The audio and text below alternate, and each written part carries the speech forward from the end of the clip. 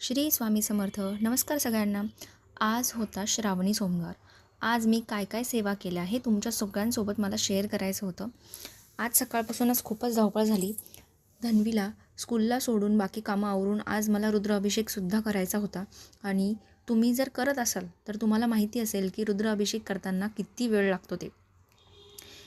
हे ना नित्यसेवेचं पुस्तक आहे जे मी वाचते. ह्यामध्ये रुद्राभिषेकची सगळी मंत्र उच्चार जेही काही आपल्याला म्हणायचं ते सगळं दिलेलं आहे. तुम्हाला जर करायचं असेल तर तुम्ही हे नित्यसेवेचं पुस्तक घेऊन नक्कीच करू शकतात रुद्राभिषेक. मागच्या एका व्लॉगमध्ये मी दाखवले होते की मी हे अभिषेकसाठी गळती घेतली आहे. आधी मी कच्च्या दुधाने अभिषेक केला आणि ते दूध काढून घेतले आणि मग साधं पाणी घेऊन मी पुन्हा अभिषेक केला. जेव्हा आपण ही गळती वापरतो ना, आपण जेव्हा मंत्र उच्चार करत असतो तेव्हा आपलं लक्ष नसतं प्रत्येक वेळेला चमच्याने पाणी टाकत राहणं. हे फार अवघड होऊन जातं. त्यासाठी ही गळती घेतलेली कधीही बरी असते.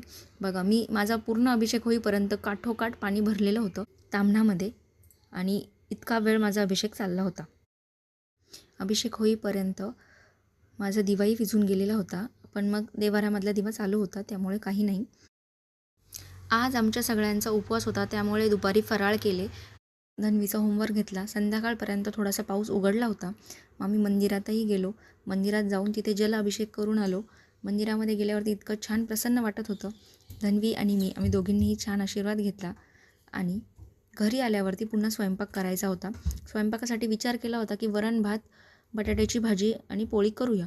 पण धन्वीचं म्हणणं असं होतं की आई, आज गणपती बाप्पाची पण चतुर्थी आहे ना, तर मला गणपती बाप्पासाठी खीरच पाहिजे, मला खीरच पाहिजे. मग तिच्यासाठी पुन्हा खीरही बनवली आणि असं झालं आजचा आमचा श्रावणी सोमवारचा दिवस. चला तर मग भेटूया पुढच्या व्लॉगमध्ये.